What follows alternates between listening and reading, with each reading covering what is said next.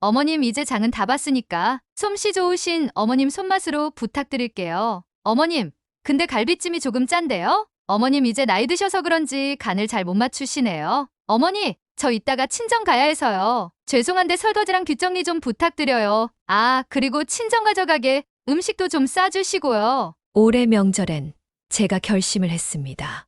더 이상 이렇게는 못 살겠다고요. 웃으면서 저를 요리조리 식모 부리듯 하는 자식들. 이제 끊어내렵니다. 이 이야기가 조금이라도 궁금하시다면 구독과 좋아요 부탁드립니다. 앞으로 이런 통쾌한 이야기 많이 전해드릴게요. 그렇게 시작된 명절. 저는 또 뼈 빠지게 일만 하고 왔고, 결국 현관문 비밀번호를 싹 바꿔버렸습니다. 어떤 일이 있었는지 지금부터 차분히 들어주세요. 결혼하고 40년 가까이 명절을 보냈습니다. 남편이 차남인데 큰형님네는 시어머니 모실 때가 되니 이러니 저러니 가진 이유를 다 대면서 결국 안 모시겠다고 하고, 그때부터 저희 집에서 10년 넘게 같이 사시다가 몇 년 전에 돌아가셨습니다. 같이 살면서 시집살이를 그렇게 시키시더라고요. 솔직히 고생 좀 했습니다. 시집살이 당할 때 남편은 뭐 했냐고요? 아시잖아요. 그렇게 크게 도움 안 되는 거요. 체념하고 살았습니다. 돌아가시고 이제 좀 편할까 싶었는데, 이제는 자식들한테 시집살이를 당하고 있는 것 같습니다. 여전히 명절이 오면 전 늘 마음이 무거웠습니다. 명절 때면 저희는 아들네 집에서 딸네랑 모였습니다. 저희 집은 좁고 낡은 아파트라 식구들 오기엔 비좁고, 아들네외가 새 아파트로 이사간 뒤부턴 명절을 그 집에서 보냈습니다. 이사가면서 돈을 좀 보태줬더니 좀 찔렸는가. 자기네 집에서 앞으로 명절 보내자 하길래 일단 그렇게 해보자 했던 거죠. 손주들도 좁은 저희 집보다 거기서 뛰어노는 게 더 편할 거라 생각했습니다. 근데 명절 때마다 제가 가면 손에 쥐어지는 건 고무장갑부터였습니다.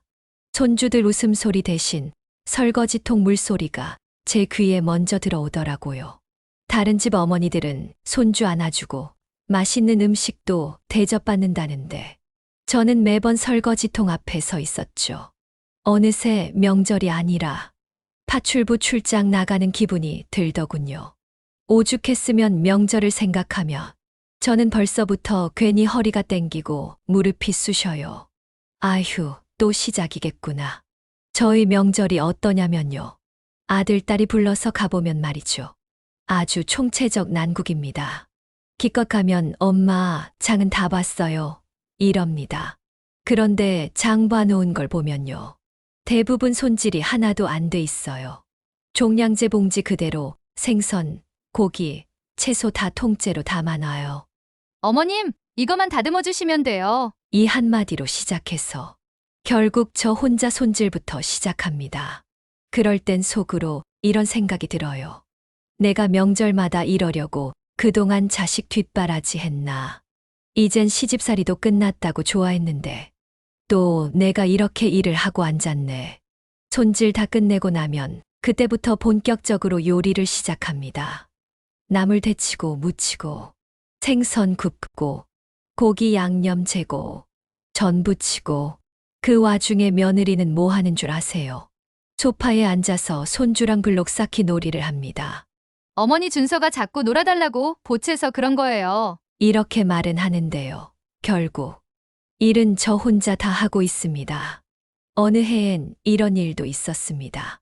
제가 전을 부치고 있는데 며느리가 슬쩍 오더니 어머니 밀가루 대신 부침가루 쓰셔야 더 바삭하대요. 하면서 슬쩍 제가 전 부친 거 한 장을 집어가요. 속으론 그랬죠. 네가 먹을 거면 네가 부치든가. 아휴, 옛날에 나는 시어머니 눈치 본다고 저렇게 달랑 집어가서 먹고 그러지도 않았는데, 그렇게 하루 종일 일하다 보면 저녁에는요. 허리가 부러질 것 같고 무릎은 덜덜 떨리고 손은 나물 묻히다 까지고 팔목은 전 부치다 화상 입은 적도 있어요. 아들놈은요. 그 아버지의 그 아들이라고 TV 앞에 앉아서 뉴스나 보고 있고, 딸은 폰 붙잡고 있고, 사위는 집에서 뭐 시켜 먹었단 얘기나 하고 있고, 저는 뭐예요? 파출부도 아니고 명절만 되면 출장 나가는 기분이라니까요. 그나마 밥상 차려놓고 같이 먹을 때가 그 집에서 유일하게 저도 앉을 수 있는 시간입니다. 그런데요, 밥 먹다가도 며느리가 이럽니다. 어머님 근데 갈비찜이 조금 짠데요? 다음엔 좀 덜 짜게 해주세요. 다음엔 과일은 샐러드로 하면 더 좋을 텐데. 아휴, 속으로 진짜 참을인자를 수백 번 삼켰습니다. 내가 시집살이 할 땐 숨도 못 쉬고 시어머니가 시키는 대로 했는데, 지금은 어떻게 된 게 내가 며느리한테 시집살이 당하는 판이 됐누? 하며 속으로 혼잣말만 되뇌입니다. 다 먹고 나면 또 시작입니다. 어머니, 저 이따가 친정 가야 해서요. 죄송한데 설거지랑 뒷정리 좀 부탁드려요. 하, 나는 안 쉬나? 나도 사람인데. 그렇게 명절이 끝나고 집으로 돌아오면요, 집 현관 들어서기도 전에 쾅 하고 마음이 주저앉습니다. 허리는 뻐근하고, 팔은 욱신거리고, 발바닥은 화끈거리고, 이렇게 살다가 내가 먼저 쓰러지겠구나. 이 생각이 제일 먼저 듭니다. 사실 처음 몇 해까지는요, 그래, 애들 바쁘니까 내가 좀 도와줘야지, 이렇게 생각했습니다. 근데 이게 해마다 반복되니까 이젠 제가 도와주는 게 아니라 당연히 와서 일해야 하는 사람이 돼 있더라고요. 그리고 매일 똑같은 생각을 합니다. 아이고, 이러려고 내가 그동안 뼈 빠지게 살았나? 이젠 그만해야지. 정말 이젠 그만할 거야. 이번 추석 명절 며칠 전이었습니다. 늘 그렇듯 아들놈에게 전화가 옵니다. 엄마 올해도 명절 음식 잘 부탁해요. 은지가 장은 얼추 봐놨거든요. 근데 엄마가 해주시면 더 맛있더라고요. 허허, 듣기는 좋은데 속은 벌써 답답합니다. 허리는 땡기고 손목은 욱신거리는 게 그 말 듣자마자 저절로 통증이 느껴질 지경이에요. 그래, 또 시작이구나. 결국 내가 다 하라는 소리 아니겠어. 항상 며느리는 장을 다 봤다는데 가서 보면 중요한 건 없고 쓸데없는 것만 한가득 담아놨더라고요. 그러면 속으론 한숨이 나옵니다. 올해는 좀 다를 줄 알았는데, 에휴, 그렇게 명절 전에 아들 전화를 받고 나면 밤마다 뒤척이며 잠을 설쳤습니다. 또 이 허리로 하루 종일 서 있겠지. 또 손목에 파스 붙이겠지. 숨이 탁탁 막히는 기분이었죠. 이젠 나도 나이 드는데 언제까지 이걸 반복해야 하나. 그렇게 명절 전날 밤은 또 한숨으로 넘어갑니다. 명절 당일 아침, 저는 새벽같이 일어나 몸을 추스르며 준비를 했습니다. 올해는 제발 좀 수월했으면 마음을 다잡고 아들네 집으로 갔습니다. 현관문 열고 들어서니 식탁 위에 장바구니가 한가득 쌓여 있더군요. 근데 그걸 보는 순간 한숨이 절로 나왔습니다. 장을 얼추 봐놨다길래 가서 봤더니 도대체 뭘 샀다는 건지 모르겠더라고요. 잡채거리는 빠졌고, 채소는 시든 게 더 많고, 미역은 유통기한 임박, 갈비는 핏물 빼지도 않고 그냥 비닐째 덜렁. 어머님, 이제 부족한 건 같이 가서 사면 되죠. 며느리가 또 해맑게 웃으며 말합니다. 어머님이 눈썰미가 좋으시니까 믿고 갈게요. 이게 뭘 얼추 봐놨다는 건지. 결국 장도 또 내가 보는 거네. 속으론 이미 한숨이 10번은 나왔습니다. 결국 며느리랑 같이 다시 마트로 향했습니다. 마트에 들어서자 며느리는 카트를 2대나 밀며 쭉쭉 담아내더군요.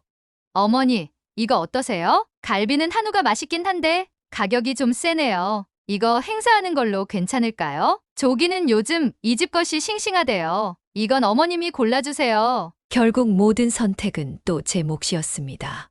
과일, 채소, 고기, 생선 하나하나 골라 담고 하는 것도 죄다 제 몫이고요. 팔은 저릿저릿, 무릎은 덜덜 떨리고 카트는 금방 넘칠 지경이 되더군요.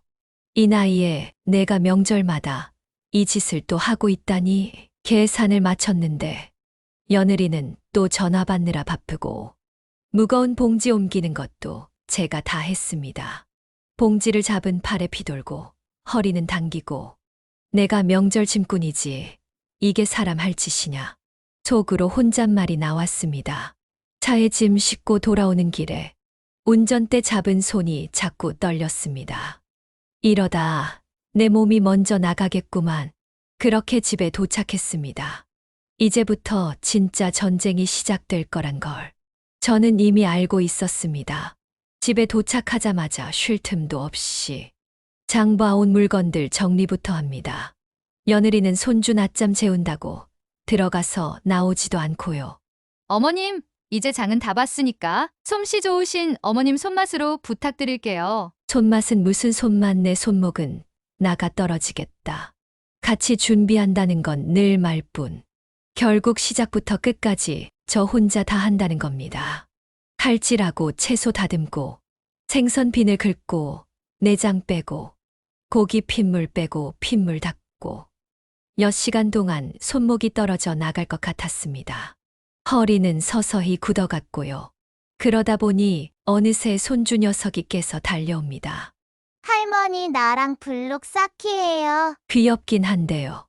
아이고, 내 새끼. 할머니가 지금 바빠 죽겠다. 그래도 또 손주는 미소 지으며 졸라댑니다. 잠깐 블록 쌓아주다가 부엌 쪽에서 며느리가 또 부릅니다. 어머님, 이제 전부 칠 시간이에요. 얼른 오세요. 허리 펴지도 못하고 바로 또 가스렌지 앞에 섭니다. 전 부치다 보니 뜨거운 기름이 팔에 튀고 집안엔 연기가 자욱합니다. 부엌 안이 찜통처럼 뜨거워지죠. 며느리는 옆에서 그걸 또 사진 찍습니다. 어머님, 전부 치시는 거 인스타에 올릴게요. 명절 분위기 제대로죠? 속이 불끈거려 혼났습니다. 명절이 아니라 노동 현장이지. 내가 공장도 아니고 뭐 이런 명절이 다 있어. 전 부치고 나니까 또 다른 메뉴들 준비를 시작입니다. 잡채 볶고 갈비찜 끓이고 나물 무치고 종일 부엌만 들락날락하면서 이젠 다리에 힘이 풀리는 것 같았습니다. 손목에는 파스 2겹 붙였고 허리는 찜질팩으로도 안 풀리는 통증이 왔죠. 그 와중에 딸이 한마디 던집니다. 엄마, 갈비찜은 이번에도 조금 짜네. 저염간장 써봐. 며느리도 한마디 거듭니다. 어머님, 전부 칠 땐 기름 조금 덜 써도 돼요. 이왕이면 건강하게 만들어 보세요. 그 말을 듣고 속이 뒤집히는 줄 알았습니다.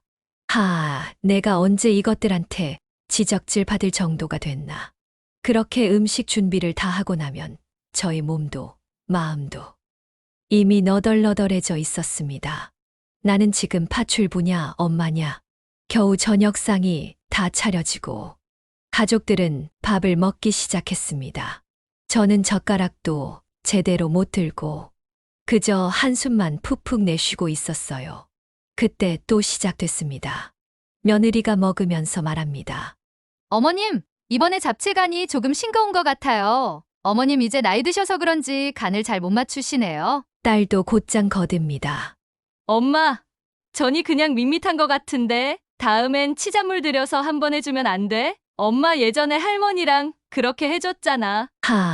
내가 이제는 음식 품평회 심사받는 사람이 됐구나. 속이 부글부글 끓어올랐습니다. 이게 한두 번도 아니고 매년 반복되는 패턴입니다. 밥을 먹고 나니 이제 또 뒷정리가 남았습니다. 며느리가 또 당당하게 입을 엽니다. 어머님, 저희 이제 친정 가야 하거든요. 뒷정리는 어머님께서 고생 좀 해주세요.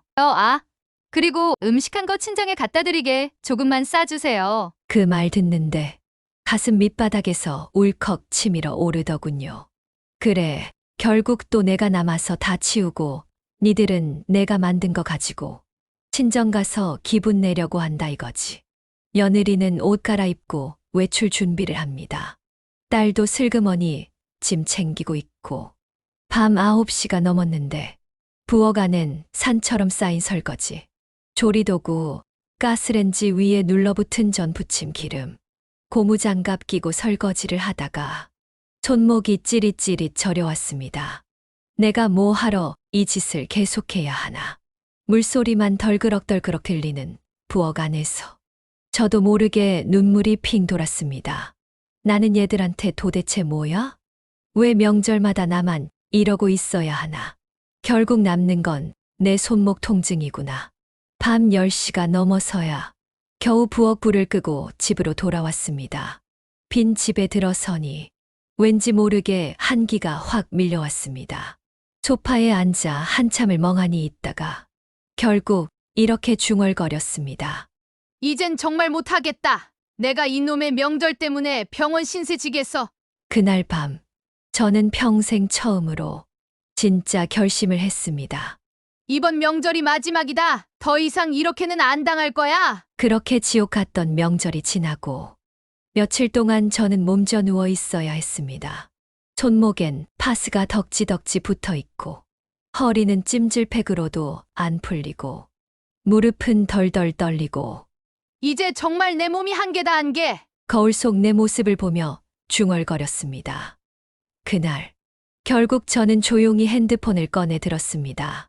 그리고 아파트 관리실에 전화를 했습니다. 네, 관리실입니다. 저희 집 현관 비밀번호 변경 좀 하려고 하는데 혹시 도와주실 수 있을까요? 관리 직원이 대답했습니다. 그럼요, 저희가 가서 도와드리겠습니다.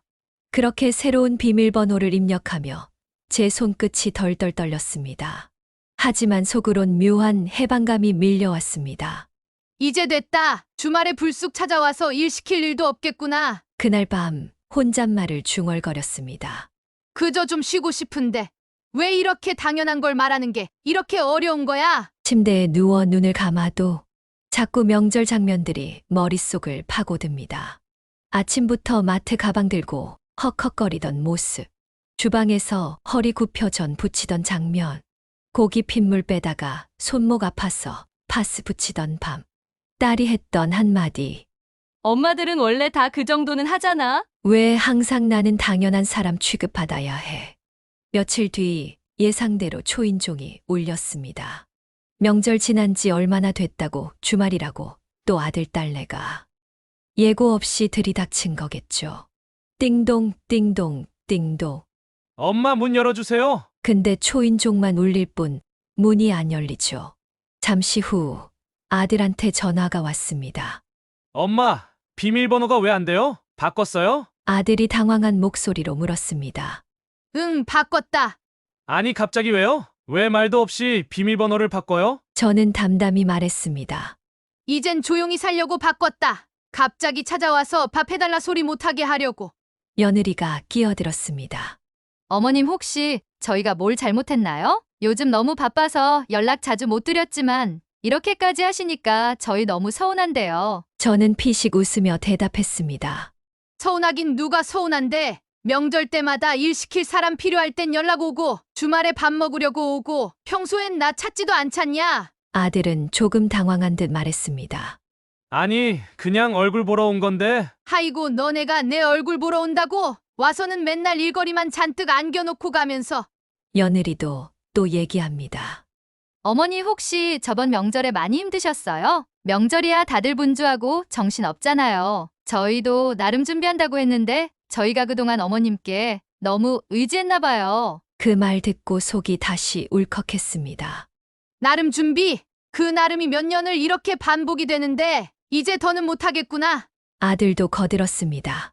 엄마가 예민하게 받아들이신 거 아니에요? 손맛 좋은 건 엄마밖에 없으니까 부탁드린 거고, 엄마도 손주들 보면 좋으니까 해주신 거잖아요. 그리고 보람되셨잖아요. 그 말에 저는 정색했습니다. 야, 그걸 보람이라고 부르냐? 나는 매년 허리 부서지고 손목 나가도록 일했어. 니들은 앉아서 먹을 줄만 알지. 그리고 먹으면서 간이 어쨌니 저쨌니 지적이나 하고 사진이나 찍고 고마운 줄도 모르더라. 며느리는 어쩔 줄 몰라 하면서 조심스럽게 말했어요. 어머니 진작 그렇게 속상하셨으면 미리 말씀하시지. 저희도 그렇게까지 힘드신 줄 몰랐어요. 이렇게 갑자기 문까지 막으시니까 솔직히 섭섭해요. 저는 한숨을 깊이 쉬며 대꾸했습니다. 휴, 몇 번이나 돌려서 얘기했지. 이젠 힘들다. 같이 하자. 너희끼리 해라. 근데 매년 똑같더라. 그럼 이젠 내가 내 몸부터 챙길 수밖에 없잖니. 저는 담담히 말했습니다. 와서 일거리만 쌓아놓고 갈 거면 앞으로 안 와도 된다. 그리고 내가 오늘은 손목이 아파서 그러니까 다음에 밖에서 보자. 아들은 언짢아 했지만 더 이상 말하지 못하고 돌아갔습니다. 며칠 후 친구 영희가 소식을 듣고 전화를 걸어왔습니다. 야, 인수가 너 드디어 폭발했다며? 다 진작에 네가 그럴 줄 알았다니까? 근데 영희야, 나 너무 독한 엄마 되는 거 아니지? 다들 그렇게 살기도 하는데. 야, 그런 소리 하지 마라. 그게 착한 것도 아니고 독한 것도 아니야. 그동안 네가 너무 참고 살았어. 아들 며느리 딸 다들 엄마 등골 빼먹고도 고맙단 말이라도 제대로 한번 했니? 기재 네 열이랑 손목도 망가졌잖아. 너 시집살이 당하는 거 뻔히 봐놓고도 엄마한테 그러는 게 어딨니 도대체? 그 말을 듣는데 눈물이 그냥 또르르 흘러내렸습니다. 나도 내가 언제까지 이럴 수 있을까 싶었어. 그러니까 이제라도 잘했어. 늦었어도 지금이라도 네 인생 찾아야지. 친구 말 덕분에 저도 마음이 조금은 단단해졌습니다. 그래, 나도 이젠 나부터 챙기자. 그날 밤 저는 큰맘 먹고 자식들 단체 톡방에 글을 남겼습니다. 얘들아, 올해부터 명절엔 나 혼자 조용히 지내기로 했다. 너희끼리 각자 편하게 보내렴. 나는 산책도 하고 찜질방도 가고 나만의 명절을 즐길 거다. 더 이상 음식 준비나 장보기, 손주 돌봄은 못하겠다. 내 건강, 내 시간이 더 소중하구나. 잠시 뒤 딸이 제일 먼저 답장을 보냈습니다. 엄마 갑자기 너무 섭섭해요. 명절은 그래도 같이 모여야 명절 분위기 나잖아요. 며느리도 얼른 말을 보탰죠. 어머니, 저희가 올해부터 정말 많이 도와드릴게요. 장도 다 봐놓고 음식 준비도 저희가 얼추미리 해놓을게요. 어머니는 그냥 조금만 손 봐주시면 되니까요. 그걸 읽는데 속이 또 답답해졌습니다. 도와준다고? 결국 또 내가 와서 일하라는 소리네. 저는 단호하게 한 번 더 글을 보냈습니다. 얘들아, 도와주는 게 아니고 이젠 아예 내가 빠질 거야. 그 놈의 얼추했다는 말도 이제 지겹다. 저는 다시 한번 단호하게 답장했습니다. 이제부터 그냥 니들끼리 보내렴. 엄마 아빠는 이제 우리 인생도 좀 즐기려 한다. 며칠 뒤 명절이 코앞으로 다가오자 아들이 다시 전화를 걸어왔습니다. 엄마 명절 준비 조금만 도와주시면 안 돼요? 준서가 할머니가 해준 갈비찜이 먹고 싶다고 하는데 은지가 얼추장은 봐놨는데 엄마가 손질 조금만 도와주시면 더 금방 할 것 같아서요. 저는 단호하게 말했습니다. 참나, 손질 조금이라고? 어쨌든 이젠 못 간다. 너희끼리 알아서 해라. 며느리도 당황해서 말했습니다. 어머님 빠지시면 저희 진짜 어떻게 해요? 탕국 끓이는 것도 다신 없고 저는 또 타버리고 어머니 손맛 아니면 명절 느낌도 안 나잖아요. 그러니까 안 해도 돼. 탕국 안 끓이고 전도 안 부치면 되잖아. 니들끼리 알아서 편하게 살면 되잖니. 나는 이제 뒤치다거리 안 한다. 아들도 한숨을 쉬며 말했습니다. 엄마 이렇게까지 하실 줄은 몰랐어요. 솔직히 좀 섭섭하네요. 저는 담담히 대답했습니다. 섭섭하다고? 난 수십 년을 참고 일했어도 누구 하나 고맙단 소리 안 했어. 이제 나도 좀 쉴란다. 그 뒤로 딸한테도 연락이 왔습니다. 엄마, 솔직히 우리가 너무 당연하게 생각했나 봐. 그래도 집에 아예 못 오게 하고 명절에도 안 오는 건 좀 그렇잖아요. 다 같이 하는 게 또 재미고. 야, 재미? 너희는 도와달라고 해서 가면 전부 내가 다 해야 되고. 그리고 명절이 무슨 요리 평가회 하는 건 줄 아냐? 해주는 대로 먹기나 하지. 왜들 그렇게 하나같이 지적질이냐? 그렇게 명절에 내가 가는 게 좋으면 음식 다 하고 불러라. 딸은 약간 당황한 듯 얘기했습니다.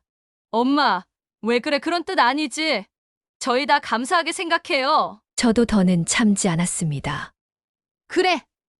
감사하면 입으로만 하지 말고 행동으로 좀 해라. 나는 명절마다 허리 부서지도록 일하고 너희는 앉아서 품평이나 하고 사진이나 찍고 몇 년을 내가 이걸 참고 있어야 돼. 분위기는 쎄하게 얼어붙었습니다.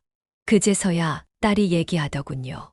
엄마, 저희가 생각이 짧았어요. 그럼 이제 엄마는 좀 쉬어요. 그 말을 들으니 속이 시원하기도 하고 한편으론 헛헛하기도 했습니다.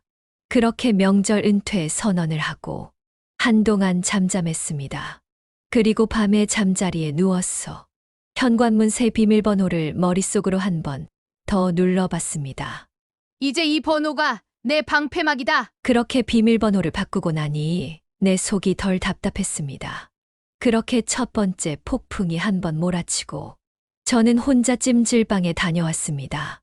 황토방에 누워 눈을 감고 있자니 몸도 마음도 오랜만에 따뜻해지는 것 같더군요. 이젠 진짜 내 시간이야.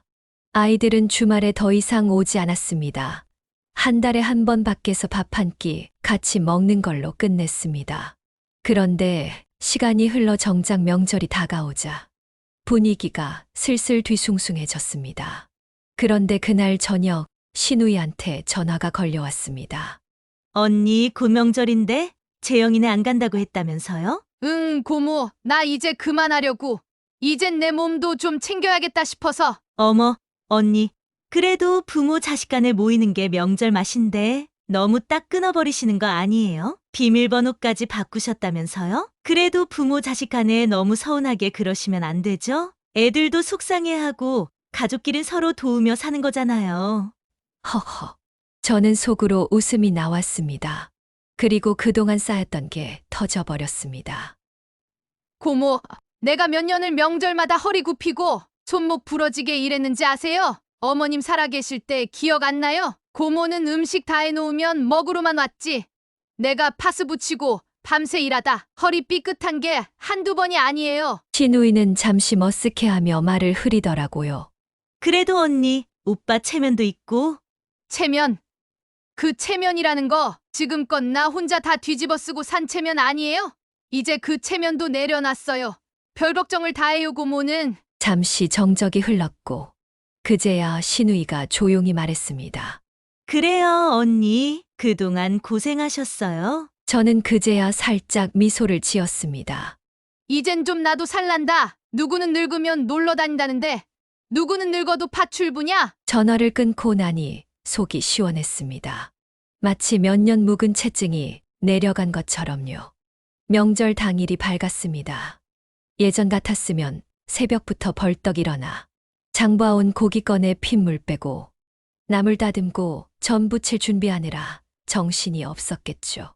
그런데 올해는 조용했습니다. 알람도 맞추지 않고 느긋하게 일어나 따뜻한 커피 한 잔을 내려 마셨습니다. 아이고, 이게 얼마만의 여유냐? 창문 밖으로는 아파트 단지마다 분주히 오가는 차들이 보였고 마트 앞에는 여전히 명절 음식 사러 가는 사람들로 붐비고 있더군요. 예전엔 저도 그 대열에 껴 있었겠죠. 커피를 마시며 슬쩍 가족단체 톡방을 열어보니 아들네와 딸네가 정신없는 모양이더라고요. 톡방이 아침부터 시끄럽게 터졌습니다. 은지가 아침부터 전 부치고 있어요. 근데 기름이 너무 튀어서 손을 대었어요. 전 부치기 이렇게 힘든 줄 몰랐어요. 허리 끊어질 것 같아요. 엄마 탕국은 왜 계속 짜지는 거야? 물 부으면 심심하고 다시 간하면 또 짜고 이거 엄청 어렵네. 저는 핸드폰 알림창을 보며 피식 웃었습니다. 이제 니들도 맛 좀 봐라. 솔직히 조금 통쾌하기도 했습니다. 점심쯤 되자 급기야 이런 메시지까지 왔습니다. 어머님 혹시 잡채 양념 비율 어떻게 하셨었죠? 당면 산다가 반은 불고 반은 퍼지듯 난리가 났어요. 엄마 떡국 고명 부치다가 계란 다 찢어졌어. 그냥 삶은 계란으로 올리면 안 돼. 니들이 해보니 어떠냐? 그날 저녁 결국 아들한테서 전화가 왔습니다. 엄마 정말 안 오실 거예요? 안 간다. 진짜로 안 온다고요? 이렇게까지 안 오시면 너무 서운해요. 이번에는 딸이 전화를 했습니다. 엄마, 명절 분위기가 안 나. 엄마 아빠 없는 명절이 이렇게 허전한 줄 몰랐어. 딸아, 니네가 이런 걸 겪어봐야 그동안 엄마가 어떻게 했는지 알 수 있다. 나도 이제 내 몸 챙길 거다. 그리고 허전하긴 매번 니들 먹이고 치우고 나서 허리 끊어질 것 같았던 내가 더 허전했다. 딸은 잠시 아무 말도 못하고 전화를 끊었습니다. 며느리는 톡으로 또 메시지를 보냈습니다. 어머니, 이제서야 알겠어요. 명절이 이렇게 힘든 건 줄 왜 몰랐을까요? 그동안 정말 죄송했어요. 그 메시지를 보는데 솔직히 마음 한편이 조금은 짠했습니다. 그래, 저렇게 한번 고생해봐야 정신 차리지. 엄마, 우리 그냥 차라리 내년부터 시켜 먹는 게 나을 것 같아요. 진짜 이거 보통 일이 아니네요. 어머님, 저 이번에 진짜 반성했어요. 매년 어머님 혼자 이렇게 하셨다니 너무 죄송해요. 저는 담담히 대답했습니다. 늦게라도 알았으니 됐다. 명절이 뭔 줄 이제서야 좀 보이냐? 엄마, 이젠 우리끼리 해볼게. 엄마 고생 그만 시킬게. 저는 핸드폰을 내려놓으며 중얼거렸습니다. 그래. 이 한마디 들으려고 내가 이렇게까지 한 거다. 따뜻한 커피 한 잔을 마시며 조용한 거실에 앉아 있는데 창밖 겨울 햇살이 유난히도 포근했습니다. 명절 연휴 마지막 날, 신우이가 문자를 보내며 한마디를 툭 던졌습니다. 언니 아무리 그래도 명절에 서로 안 보는 건 좀 섭섭하죠. 이젠 가족끼리 거리 두는 것도 아니고. 이걸 읽는데 제 속에서 또다시 부글부글 올라왔습니다. 이 인간은 끝까지 남 걱정이야. 저는 답장했습니다. 고모, 내가 몇 년을 명절마다 파출부처럼 살았는지 알아요? 손주 봐주랴, 음식하랴, 뒷정리하랴, 내 허리, 손목 인대 끊어질 지경이었어요. 고모도 한 번만 해보고 그런 소리 하지요? 명절 아침부터 밤 10시까지 일하고 며느리 친정 간다고 나 몰래 슬금슬금 빠져나가는 그 꼴을 몇 번을 봤는지. 그리고 더 이상 신우이는 말이 없었습니다. 그렇게 자식들 없이 보내는 명절 첫날. 오후에는 조용히 산책을 나갔습니다. 근처 공원 벤치에 앉아 햇살 받으며 바람을 쐬는데 속이 이렇게 뻥 뚫리는 건 오랜만이더군요. 옆 벤치에 앉은 비슷한 또래 아주머니 둘이 수다를 떨고 있었습니다. 이번 명절엔 나도 그냥 안 했어.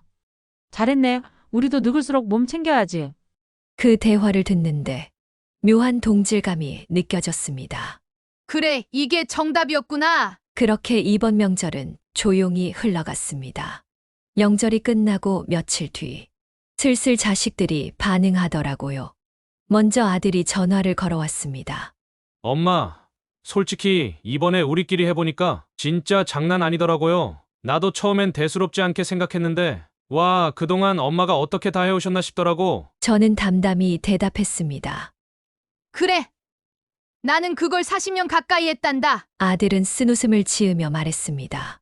명절 하루 준비하는데 그렇게 많은 일이 있는 줄 몰랐어요. 장 보러 3번은 나갔고 은지는 전부 치다 기름 튀어 손대이고 애들은 계속 칭얼거리고. 저는 속으로 살짝 피식 웃었습니다.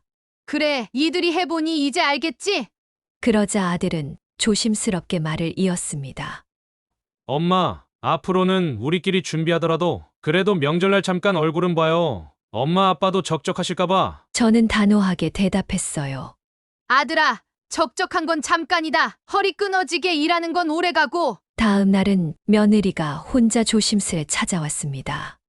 어머니, 저희가 너무 철없었나 봐요. 솔직히 전 음식 준비가 이 정도로 힘들 줄 몰랐어요. 그동안 당연하게만 생각했던 거. 이젠 죄송스럽고 민망하기까지 해요. 저는 차분히 고개를 끄덕였습니다. 그래, 그걸 느꼈다면 됐다. 며느리는 울먹이며 말을 이어갔습니다.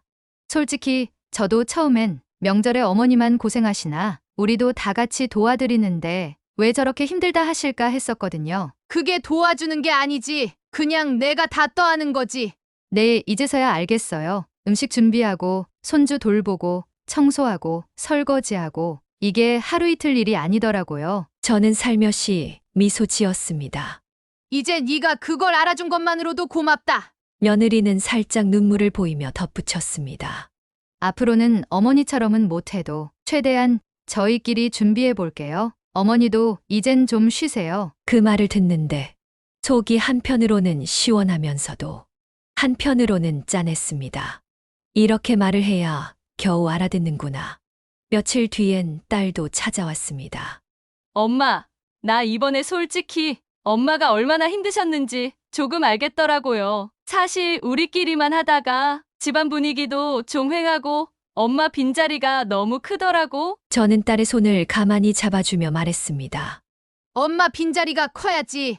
그래야 네가 그동안 내가 뭘 해왔는지 느끼는 거야. 딸은 고개를 끄덕였습니다. 엄마, 나도 이젠 엄마처럼 희생하며 살진 않을 거야. 엄마 보면서 많이 배웠어. 엄마도 너무 늦기 전에 이렇게라도 놓으셔서 다행이에요. 그 말을 듣고 제 마음이 묘하게 울컥했습니다. 그래, 이제는 내 딸 세대라도 이런 고생 안 하길 바란다. 그렇게 저는 이제서야 가족들 마음속에도 조금씩 변화가 생기고 있다는 걸 느꼈습니다. 명절의 무게가 이제서야 천천히 모두에게 공평하게 흩어지는 듯 했습니다. 이렇게 한 걸음씩 바뀌는 거겠지? 다음 명절이 또 돌아왔지만 이번엔 집안이 아주 조용했습니다. 며느리, 딸, 아들 모두 톡으로 미리 약속을 했습니다. 어머님, 올해 명절은 저희끼리 잘해볼게요. 어머님은 푹 쉬세요. 엄마 이번엔 친구분들이랑 여행 다녀오시라니까? 우리도 엄마처럼 살 거야. 아들은 이렇게 덧붙였습니다. 엄마, 이젠 엄마 건강 챙기시고 명절 잘 보내세요. 저는 그 톡을 보며 웃음이 나왔습니다. 그래, 이제야 진짜로 정신들 차렸구나. 며칠 뒤 친구들과 약속해둔 호텔 패키지 여행을 떠났습니다. 호텔 방에 앉아 오랜만에 이런 대화를 나눴습니다. 인수가, 너 결단 내린 거 잘했어. 우리 세대가 희생만 하고 살았잖아. 이젠 조금이라도 우리 행복 찾아야지. 잘했어? 이제라도 본인 인생 챙겨야지. 우리 세대는 너무 참고 살았어. 이젠 애들도 배웠으니까 됐지 뭐. 그래, 누구 하나 내 고생 알아주길 기다리지 말고 내가 내 행복을 지켜야 한다. 저는 웃으며 말했습니다. 이젠 현관문 비밀번호를 바꾸는 게 그냥 보안 때문만이 아닙니다. 내 마음의 경계선을 지키는 잠금장치 같은 느낌이죠. 이젠 내 인생에 무단침입 금지야. 남의 인생 살다가 내 인생 다 허비하지 말자. 저는 그렇게 저 스스로를 지키며 살기로 했습니다. 이 비밀번호는 내 허리, 내 손목, 내 멘탈을 지키는 방패야. 여러분, 혹시 이 이야기 들으시면서 고개 끄덕인 분들 많으시죠? 여러분도요. 조금만 더 본인 인생 챙기세요. 명절마다 허리 굽히고 파스 붙이고 밥상 차리고 설거지하고 그거 이제 그만해도 됩니다. 당신 인생의 명절은 이제부터 시작입니다. 지금까지 황혼의 늪이었습니다. 오늘 영상이 공감되셨다면 구독과 좋아요, 알림 설정 부탁드립니다. 여기까지 살아오시느라 정말 수고 많으셨습니다. 건강하세요.